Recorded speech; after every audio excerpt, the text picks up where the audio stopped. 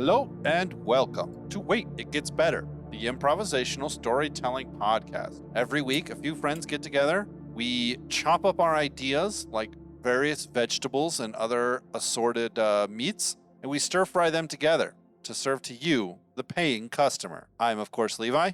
I'm Reed. And I'm Seth. And we're here to tell you a story. If you didn't pay for this episode, please return it to your closest library. Anyone want to do a little synopsis? I'll do a synopsis. Yeah. So we've got kind of a tribalistic world. I think what we determined was that most of all the clans are sort of nomadic. They move around to different areas. And the opening scene is one of the characters, Greta? Yes. Right. She is sort of looking over the camp and thinking about the fact that they're probably going to have to move kind of soon because they're nomadic, so they don't stay in one place for too long as people start running into the camp and talk about others. She has never seen anyone other than her tribe, and the last time she heard about others was from her grandmother. Is that correct, Reed? Great-grandmother. Great-grandmother. Another notable point of interest is a sort of a mountain, a sort of a volcanic eruption happening. Yeah, kind of over a long ways away across the valley. Yeah. That's the opening scene. That's it. The magic system, which Seth introduced 2 weeks ago, is kind of a dream walking, kind of like there's a parallel world to ours, and some people have the ability to kind of walk in that place. And in some ways influence people, but also like talk from large distances away and things like that. Does that kind of represent it, Seth? Yeah, kind of. Okay. I had, which ended up being the villain, or the kind of the dark creature.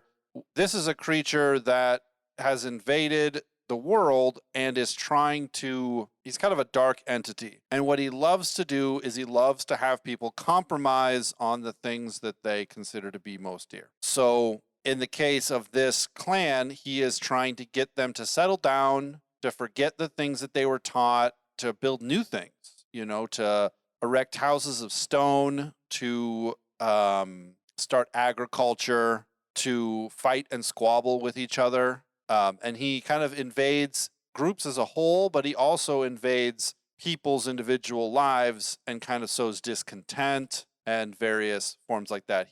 On one hand, people see him, when he appears to them, he appears as like a beautiful angel, and he brings them great gifts like fire and sort of knowledge about the earth or the ideas of architecture, not architecture, agriculture, right? Sort of coercing them to move out of the place that they have lived for time out of mind, the place that they sort of feel has been right for them to live, and kind of encourages them to give up on those things and embrace this change. Our hero was Reed. What was his name again, Reed? Heavy Spear. Heavy Spear. He's like a big natural leader, like a big hunter. He was away with the hunting party, which is those people that came into the camp. He was away with them, and he was kind of seeing the other people. There's some contention inside the camp as to what they're going to do. Some people want to sort of fortify. Some people want to just pack up and leave. Greta's in the crowd of like, let's just pack up and leave. Where Heavy Spear is he's the natural leader, but I don't know, you can disagree with me if you want, Reed, but my sense is that he's a little young and kind of inexperienced. So people do what he says, and he is very good intentioned, but he's a little bit, he's not quite like, he hasn't set his face like a flint. I'll say that. Right. He's learning to, but he hasn't. The wise old man is I wouldn't call him the shaman, but he's kind of like the most spiritual. What was his name again? I don't think I gave him I just a name. gave him, Okay. he's Greta's brother. Right. So he's old. Right. About 50 years old. And he's kind of like the spiritual guy because he does a lot of the dream walking. He does a lot of that. He's kind of the most proficient at it, and he can kind of pass into that. And he does that because one of the things is that this dream is a bit like a spiritual realm. These beings can actually be seen like for their true selves. And so this man spends a lot of time going around the village, kind of going into this dream place and fighting off and defending these things. And in it, he has, is it just in the dream, Seth, or is it outside the dream as well that he has the dog? Just in the dream. So in Well, yeah, the dog was his old dog, Blue, a guard dog, but he had died. Right. But he's Right. still alive in the dream world. Right.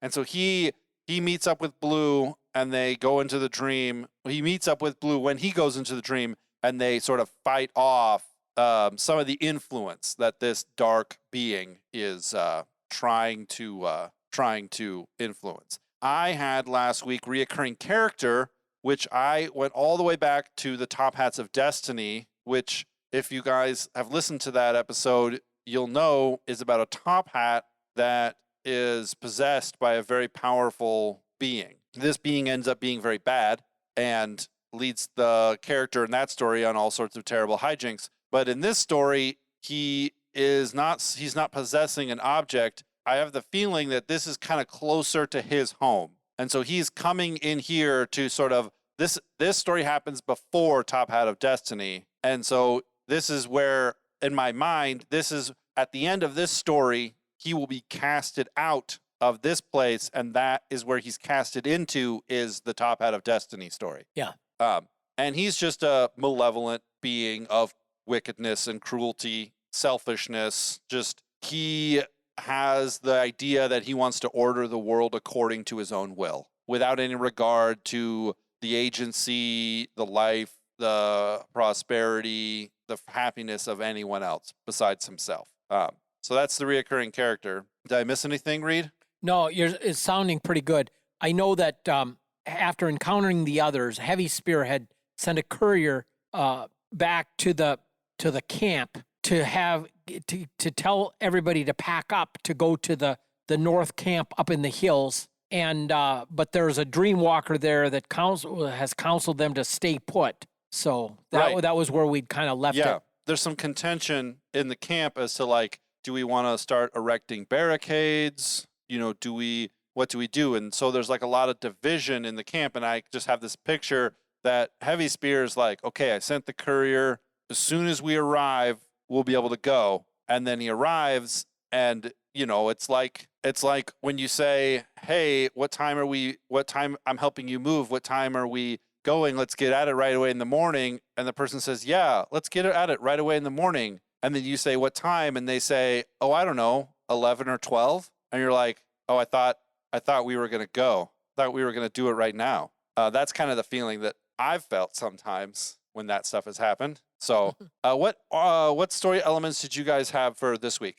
I have happy ending. I have wild card. Well, that's a relief, Reed. I'm so excited that it's going to be a happy ending. You have wild card? Perfect. I have unique artifact. One other thing I was thinking about with this story is that I remember saying in either the last episode or the one before that I really have these like feelings. I feel like this is a creation story.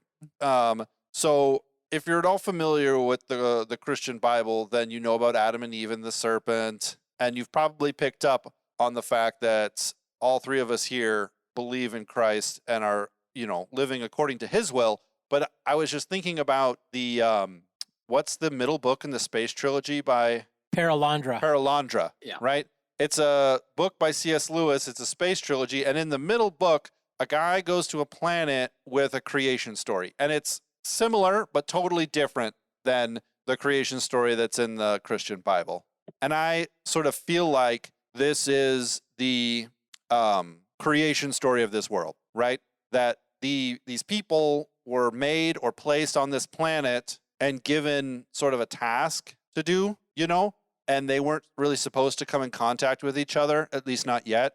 And then this being has come and has kind of orchestrated it so that groups of people start to meet each other. He's just trying to totally, completely throw off the plan of whatever being that set this whole thing up. Are you guys able to get on that vibe with me? Yep. Yeah. Cool. So I'm going to introduce my unique artifact then, which is a flaming sword. On that thought, it's a flaming sword. So this is a sword that this is an item that every single clan has some kind of distant understanding of.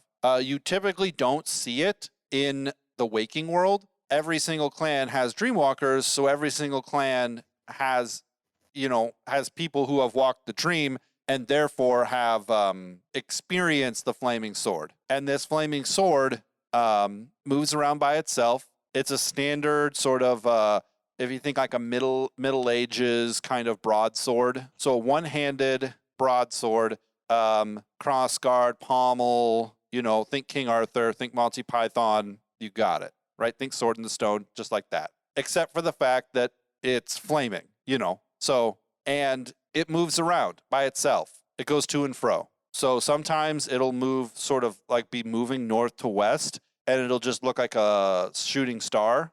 Sometimes it will sort of be off in the distance, and you'll see it. And some people, like our wise old man in this village, knows, because he's told people about it, but he's one of the people who have actually gotten like seriously close to it. And that is when he tried to go to the mountain that's currently erupting, right? So whenever you get close to the mountain in the dream, the flaming sword is there and stops you from getting close. I don't know why. This is my idea. No, I don't have an idea. I'm saying I don't know why. Everything I've just said is my idea. But at some point in time, my brain tells me that at some point in time when humanity is supposed to sort of move up to the next stage, right? When they've lived enough as they are, and at the appropriate time, according to their creator, it's time to move up, then the flaming sword will come out of this spiritual, ethereal place and move into reality. This is a thing that people have felt, This is a thing that the old man believes. There's no real concept of kings or monarchs or even warlords, but this is a thing that he believes. And so he is constantly, he swears, but the only swear he says is by the sword. By the sword. And he does it sounds weird. Like if you imagine it's a word that has no reference for anything. By the sword. He knows what it is, because that's just kind of a result of being in the dream world, is you just kind of intuit things, and he feels like, so maybe it's like a prophecy as well. So he feels like at some point it's going to come out, and then it's going to be used for some great and terrible purpose, but he doesn't know when or how.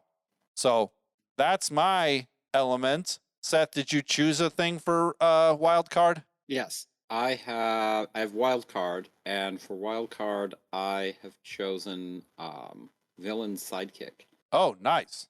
So in the idea of like the dream world, or the telethonriod, or whatever. Telethonriod from like Wheel of Time. Telethonriod from Wheel of Time, which is a lot like what it is. You have our villain, and as you said, he kind of appears as that angel of light, right? Right. It's reasonable to harbor this, resentment for someone. It's reasonable to, find security in, leaving this path that you've always walked. It's right. Reason, good. Think about how much, food you'll have. No one would starve if you, stayed here and grew crops like this. Right. Right. And so it's like it's the deception. His sidekick, however, is playing the opposite side of that, right? And so is inserting himself as something that these dreamwalkers interact with, and they'll see it, but they'll normally see it as an evil thing, right? Fear, and kind of plays into the opposite side. So a lot of times when you get into something, if it looks good, it must be good. But obviously this looks bad, right? And so these things are bad. And here this other guy is offering this good thing. Oh, I see. And so it plays the villain up as a greater thing, because you have, no one's going to listen to that dark entity that, is always hiding in, the darker parts of the trees at their last, thing, that comes in and gives a vision that, it comes in and, kills all the women and children, and, or, scares all the game Right. away. If they, you know, and they, right, it puts in the seeds of, well, if you're moving around and, you know, doing these things, you know, who knows what might be in the woods, what's going to be in the water, you know, you might not catch fish here, you know, you might, right? Right. And so inserts those ideas that continuing to do this or to do these things is a, well, obviously this is something kind of bad, right? And we got to fight that. And so Right. it plays in, you know, to the other side. So if they're in there, it's part of the deception. And it's, I would say, not so much like a particular entity, but manifests itself in, you know, that fear of the unknown. You know, sometimes it's you know, a wolf, sometimes it's, you know, a predator, or it's, you know, others that, you know, could take their hunting ground or murder their people if they're, you know, out hunting all the time. Who's protecting the, right? And so instilling either ideas of the fear or stuff that hedges these people towards this more bright, reasonable, good looking. Right. That you know Yeah, what that you know what that makes me think of? That makes me think of in the Silmarillion, which is the history of Lord of the Rings. It talks about how when humans were first awakened on the earth, that Morgoth came and there was no sun at that time, and he came and gave them a fear of the dark. Oh, yeah. Right? Where if he hadn't, they wouldn't have feared the dark. Yeah. But something came and gave them that fear of the dark. That's kind of what I was thinking of. Things that go bump in the night. Right. Wow. That's an Yeah. interesting idea. Yeah. I like that. So they're kind of playing off of each other, both of them to terrible ends, but in one the sidekick playing off of and pushing the people towards the other entity. So that's kind of terrifying. Yeah, wasn't Top Hat of Destiny in the original thing actually a villain sidekick? Yeah. Yeah. The villain was like a pirate and he'd wear the top hat. Yeah. So hopefully this means he'll be much reduced because he's kind of the main bad guy here. Well, and he's like the whole idea of the villain sidekick is him drawing attention to himself for the purpose of building up this false angel of light that has coming with promises of a great and bright future. Right. Well, here's the thing. So we've done all this storytelling or story creating or whatever, but we don't like, so you can't have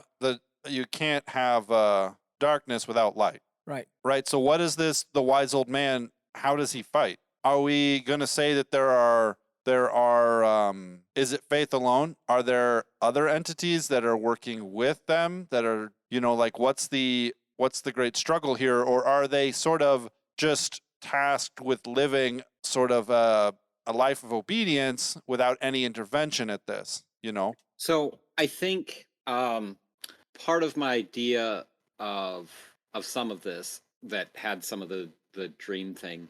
Yeah. Not to be like too personal, but like it's a partial reality that I deal with. Yeah. And so a lot of the times that you know, that kind of encounter, I guess you could say, plays itself out.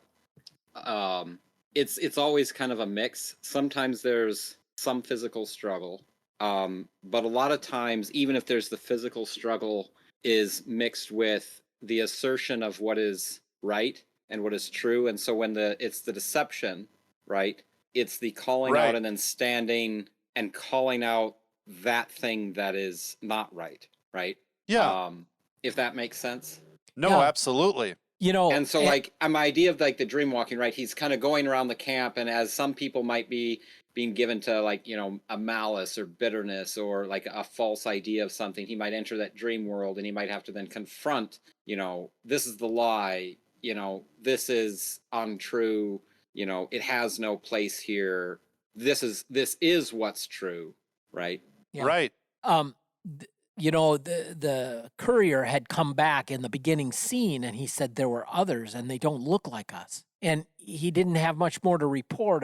And you know, Greta was just taking this in the beginning scene. Well, and then toward the end of the story, last episode, we were, you know, Heavy Spear had sent a courier with a message to pack up, to head to the far hills, to the camp in the far hills that they would know about. And but there was one of the dreamwalkers there that was in the camp that began to counsel them to stay and to not go along with Heavy Spear's suggestion, and not pack up, but rather prepare to, dig Fortify, in. Yeah. And so I have this picture that they're in this thing, and the angel of light is talking them, let's work together and let's cooperate and we can create this shining future. But there's also up against this sort of foreboding, this darkness, and Heavy Spear, just something doesn't set right with him, but he knows he doesn't understand it. And his desire is to, gather the crew, gather the clan, and head to a safe place, and then consult with especially the wise old man and see if he can get a better handle on what's going on. But he doesn't see a need to, just step into this right away. So, but then he comes back and meets this resistance. So there's conflict and there's confusion. But I have this, so he consults the wise old man, and he goes into the dream, and he sends Blue out on a recon to go and kind of scout in the dream world, scout out what's really going on. Right.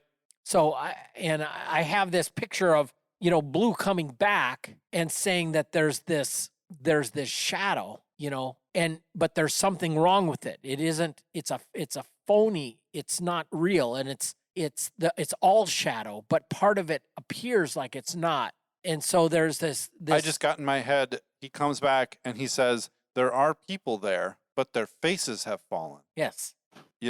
And then when we meet them eventually, you can just kind of tell immediately that they've kind of given over. Oh, I got chills. Do you remember the 4th chapter of Genesis? And God says to Cain, "Why is your countenance fallen?" Oh, wow. I didn't even think about that at all. When you do well, it is good. But when you do not do well, sin lies crouching at the door, and its desire is for you. And that word desire in English the Hebrew word has been translated as desire, but it's the same word that was used in the pronouncement of the curse when the Lord says to Eve, your desire will be for your husband, but he will rule over you. It's not a desire that is a pleasant thing. It's a desire of seeking to dominate. Just as if you do not do well, sin lies, crouching at the door, and its desire is for you. And that just hit me when you said that about their faces had fallen. Why is your countenance fallen? Dude, that's very cool. I mean, that sounds horrifying. It is. It's a horrifying story, and we're living it in the darkness. I'm sorry, I don't mean to go off onto, get off story here, but let's face it. One of the reasons we're telling stories is because so much evil has taken place in the world, and there's so much confusion and so many people suffering, either experiencing or causing unacceptable suffering. Right. And I'm sorry to be a Debbie Downer here, but in any case. Anyways, to bring it back up, I just had this crazy idea. So the old man tells people that the sword protects the mountain, right? That's what everyone in the clan knows. Mm-hmm. But what he doesn't tell them is that when he goes into the dream world with the express intent of fighting these things, the sword comes to him.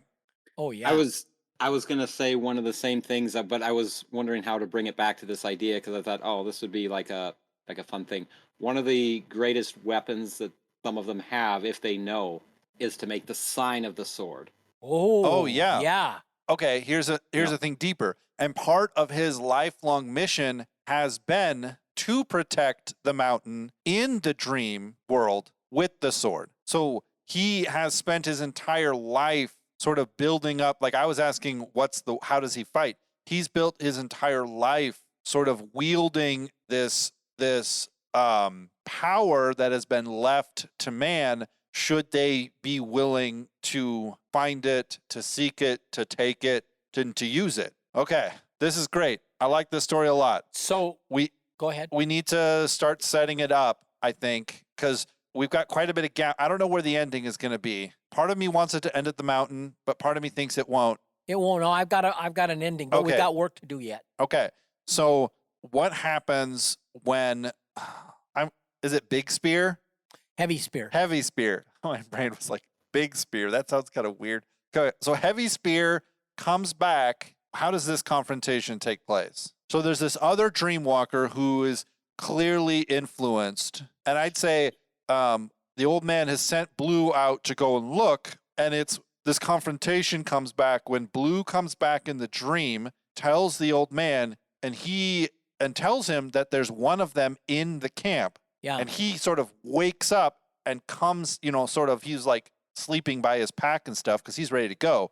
Comes up and wakes up and sort of starts up and walks into this discussion that Heavy Spear is having, and like the whole clan is kind of, starting to take sides against each other. Right. As this one person is kind of speaking forth, and Heavy Spear is not confused. I know we had talked about, like, I'd compared him kind of to the horse in Animal Farm by George Orwell, who's like hardworking, a leader, wants to do what's right, but maybe not the smartest. I didn't want to portray him as a dullard, but he does kind of have this, like, he's too young to be taking on this entire task. But people assume that he's going to take it on because he's, 6'7", 260 pounds. He's like lean muscle. They're like, oh, of course Heavy Spear is going to be the one to do it. Yeah. But there's like this divide that's starting to happen, and I feel like it needs to pop off in some way. Yes, and I believe that he has the talk with the wise old man, and then he gathers everybody and says that one of the things that kind of shook him was that there was with all the talk of the angel of light and a new way, this new path of cooperation, there was alongside it kind of a hidden, kind of a threat. And he didn't even have the language for threat, but he likened it to a predator beast, chasing, trying to corner a prey animal because they don't have language for it. And he said that part of him had thought about, like, making the camp harder to get into so it would feel safer. So, and when he came home and found people arguing like that, he said something about him. He felt that he wanted to stay young and strong, and he knows he doesn't want to fight, and he doesn't want to bring spears against these others. Right. And he just wants to go to the hills and stay young. And that's when the wise old man said, I'm going to go to the shining being and call on the sword and go and meet them and see if I can cast the shadow out. And then he says, Blue, go to the camp, go to the camp in the far hills and see if the shadow is there. And then the Blue goes off on recon to check out the camp that he comes back and he said it's shining and it's bright and it's still young there. And so then a few of the faithful Dreamwalkers that our wise old man, the wise old man trusts, says, okay, let's go and cast this out of our valley. And then he talks to Heavy Spear and says, you can come with us. You can come with us into the dream world, but it's a very dangerous place and you have to do what I tell you. But when they see you, they'll think that you have come to fight them. But really, I'm just going to trick them and cast the shadow away from the mountain for a good time. And so I have this picture of this kind of a sly battle that actually avoids combat and strips the darkness from the villain sidekick and casts it out, and then the shadow appears as it really is, even over the bright and shining being, and then they come back and I see I see the ending headed toward the family is marching to the far camp. Right. But there's some sadness because some have decided to stay behind and mingle with the others in the valley. Right. And then I like it. And then a prologue from that point on to remind them of the victory and to remind them of the what it is they believe in. They started to they would carve out of wood and wear signs of the sword. Oh man, yeah. The Order of the Flaming Sword. And write it on their tents and carve it into trees to show the way. And as a sign of remembrance, so that and set a festival day at harvest time each year, so that our children will remember. Yeah, like 12 stones. Like 12 stones. Ladies and gentlemen, thank you so much for joining us for this episode of Wait, It Gets Better. I'd say close to the best we've ever made. If you have any comments about this, if you have any cool suggestions, if you have any awesome ideas for the future, let us know. Send us an email at waititgetsbettercast@gmail.com or message us on Twitter at @getsbettercast. We are happy to answer any questions and any complaints, field any issues, and talk to you more about these ideas. Until next time, we'll see you guys later. Bye.